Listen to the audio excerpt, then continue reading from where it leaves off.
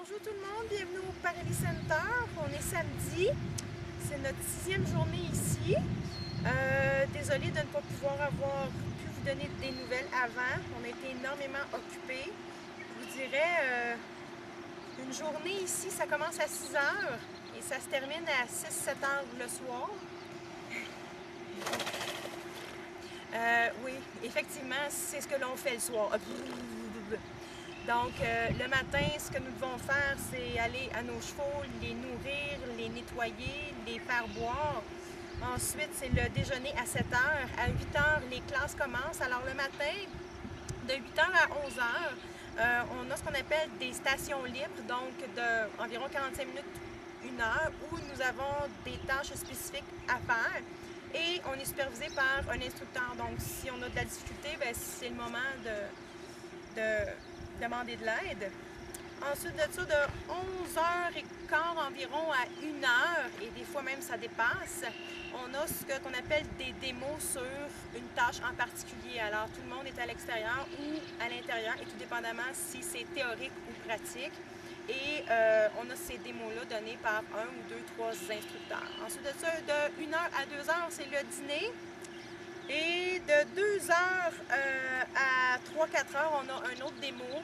Et par la suite, c'est la pratique avec nos propres chevaux jusqu'à l'heure du souper qui se trouve être à 6h. Alors, évidemment que sur l'heure du souper, il faut également retourner nourrir, faire boire et nettoyer nos chevaux. Alors, c'est des grosses journées, mais c'est excessivement plaisant. Je ne saurais trop comment décrire l'ambiance. C'est vraiment... je trouve pas vraiment de mots. Là. Écoutez, c'est pour tous ceux qui adorent les chevaux, c'est vraiment la plus belle place. Puisqu'on n'a pas d'autres soucis, on n'a qu'à focusser là-dessus. Alors, c'est vraiment merveilleux. Je vais vous faire tantôt un petit tour juste pour vous montrer l'endroit, puis les facilities, puis tout le kit. Ici, par contre, marquez-moi, ça nous a pris un petit peu de temps à nous habituer. Heureusement que on s'était entraîné 1 mois et demi à l'avance parce que je vous dirais que on aurait trouvé ça excessivement difficile. La première journée, on avait une pression dans la poitrine, une difficulté à respirer. C'était vraiment là, incroyable. Je pensais être une grande asthmatique. Je vous dirais que moi, ça m'a pris environ 24 à 48 heures à m'habituer à juste être assis à rien faire. Marc un petit peu plus. À la maison, on avait de la facilité à faire 1 heure de vélo en colline. Ici, on fait 5 minutes, on est brûlé. Alors, tout le monde nous dit que c'est majoritairement dû à l'altitude, donc on n'est pas habitué. Donc, on nous dit que ça prend quelques semaines. Alors, juste comme on va être bien habitué, on va s'en retourner, tu sais. Le soleil, que dire du soleil? Alors, depuis qu'on est arrivé, on n'a que du soleil. Les gens diraient « Ah, que vous êtes chanceux! » Nous, on s'en plaît un peu. Disons que la température moyenne le jour est de 30 degrés. C'est excessivement sec, énormément de poussière, il ne pleut pas. La nuit, ça descend facilement à 7-8. Les premières nuits où on a été ici, il y a gelé. Donc, c'était en bas de 0. Je ne sais pas si Marc peut se rapprocher et vous montrer ma démarcation, mais je ne sais pas si on la voit, là. Mais croyez-le ou non... Lui avec, il veut le voir. Hein? Martac savait qu'il voulait voir. Croyez-le ou non, je mets de la crème solaire, de la 50 2 fois par jour et je bronze pareil. Je brûle pareil. La force du soleil ici, c'est hallucinant. C'est une demi-heure, puis vous êtes rouge comme un homard.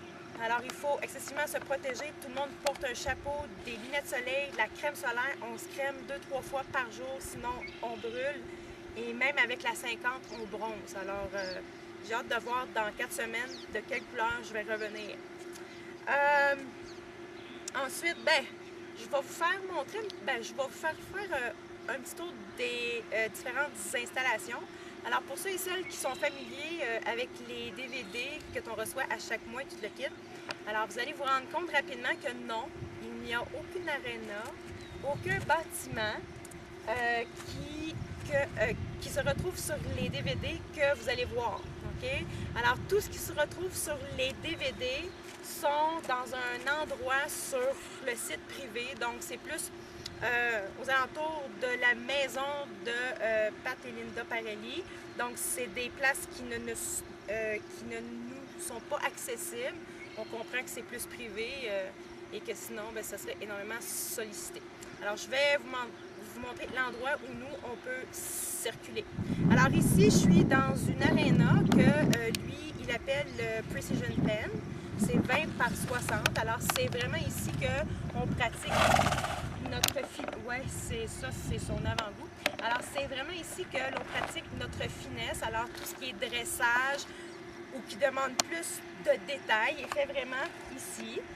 Au fond, vous avez l'endroit où sont les bureaux, ainsi que l'endroit où les instructeurs demeurent. Si on continue un peu, vous avez une autre grosse bâtisse. C'est cet endroit-là où tous les cours théoriques... J'essaye de... et tous les cours théoriques se déroulent, ainsi que c'est l'endroit où nous prenons notre loge. Celui-là, il est trop bon, mon cœur. Toilette et tout. Alors, si on continue le tour, c'est ce qu'ils appellent le playground. Alors, c'est différents obstacles où nous pouvons jouer avec nos chevaux. Alors, pour ceux qui sont familiers, ben, vous allez sûrement en reconnaître quelques-uns.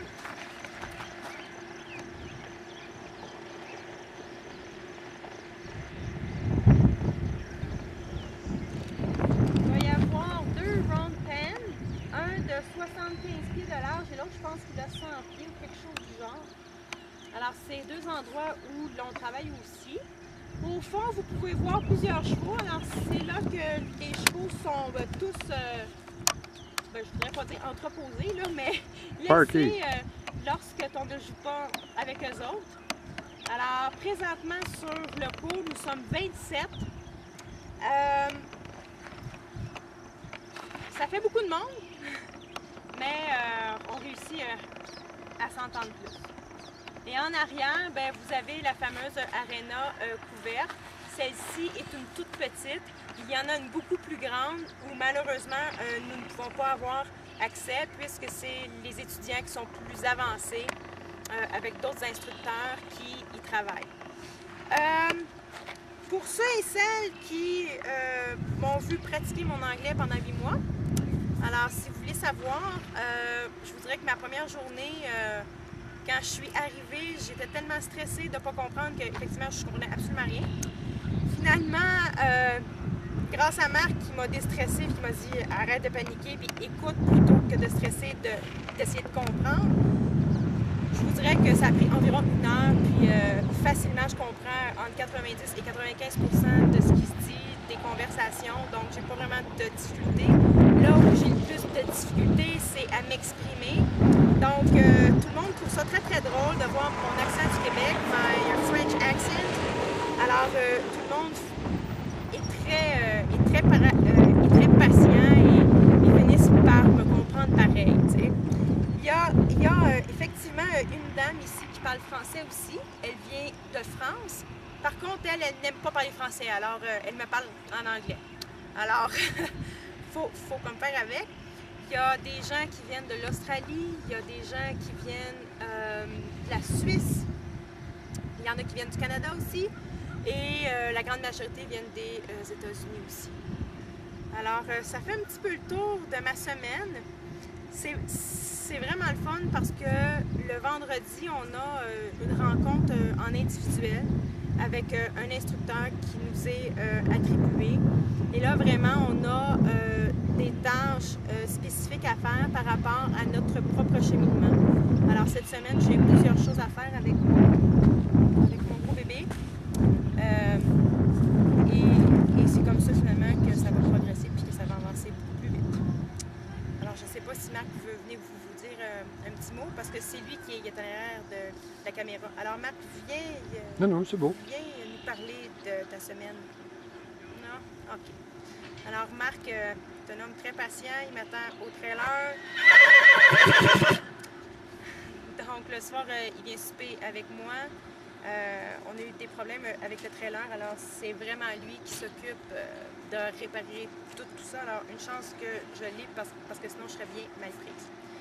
Alors, on va vous envoyer d'autres photos. Alors, on va probablement vous envoyer une petite vidéo toutes les semaines et je vous montrerai probablement d'autres endroits parce qu'il y a une grande aréna, il y a plusieurs étangs, etc. Donc, on pourra te vous montrer ça la semaine prochaine. Alors, à la semaine prochaine!